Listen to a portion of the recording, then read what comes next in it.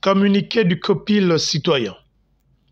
Compte rendu de l'audience avec Madame Françoise Ndaye-Chimiye, représentant pays de l'ONU-SIDA au Gabon, sur la situation des PPVIH, en l'occurrence la rupture des antirétroviraux. Ce lundi 25 juillet 2022, accompagné de Madame Mariam Fatou Moussunda Nzamba, présidente Rega Plus, le porte-parole du COPIL citoyen Geoffroy Fumboula a été reçu en audience par le représentant pays de l'ONU-SIDA.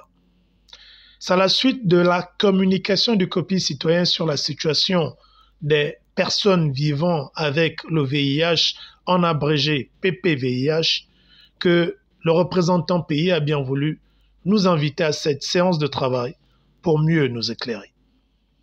Tout en saluant l'esprit d'ouverture et la promptitude de la représentante pays, dont le souci était de nous édifier sur la situation actuelle des PPVIH, le représentant pays nous a présenté les missions de l'organisation dont elle a la charge, à savoir l'accompagnement technique, le plaidoyer, les recommandations et la surveillance. Nous avons ainsi compris que les aspects liés à la logistique, à l'achat des médicaments et équipements de lutte contre le VIH-Sida, le suivi des personnes infectées ne relève nullement des missions de l'ONU-SIDA. Pour rappel, la dénonciation du COPIL citoyen porte sur l'absence de médicaments, d'équipements pour une lutte efficiente contre le VIH-Sida et une prise en charge sociale complète des personnes vivant avec le VIH-Sida, chose qui relève des missions du gouvernement gabonais. De cet échange, nous comprenons que le souci des antirétroviraux relève des problèmes logistiques du côté du gouvernement, des problèmes que le COPIL citoyen qualifie de négligence volontaire du gouvernement à l'endroit des personnes vivant avec le VIH-Sida qui se voient contraintes de suivre un traitement en dents de scie avec de gros risques de rechute pouvant conduire à la mort de ces derniers, sachant qu'à ce jour, certains sont à plus de 6 mois sans traitement.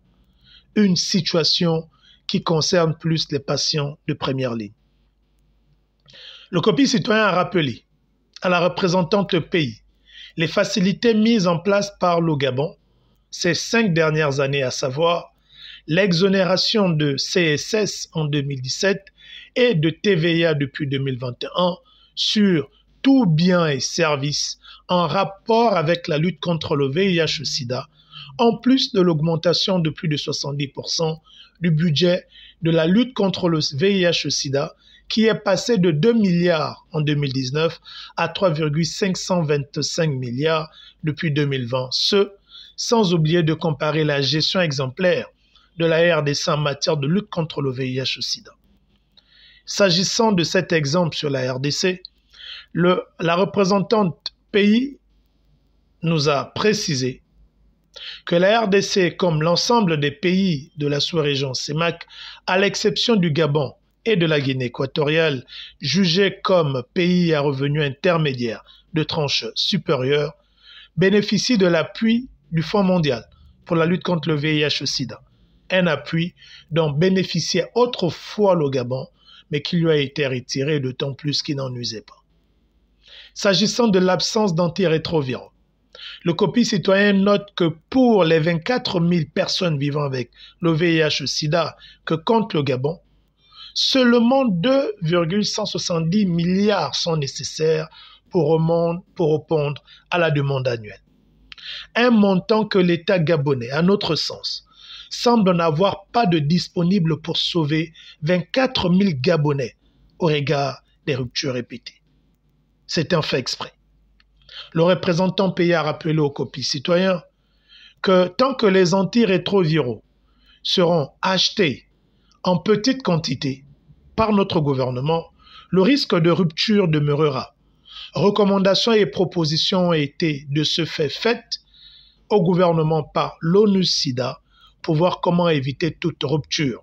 Des propositions qui demeurent, bien entendu, à l'appréciation du gouvernement et pour lesquelles le COPIL citoyen veillera à leur application pour que plus jamais la vie des PPVIH ne soit menacée.